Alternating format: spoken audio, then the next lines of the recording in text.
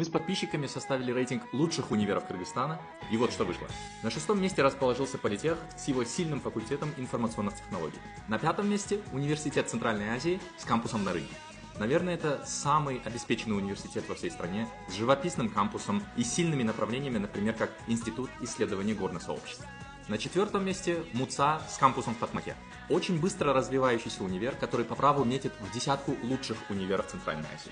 Особо хотел отметить программу педагогики МУЦА, которая готовит лучших в сфере образования. На 3-м месте расположился Американский университет в Центральной Азии с самыми крутыми программами бизнес-управления, телевидения и антропологии.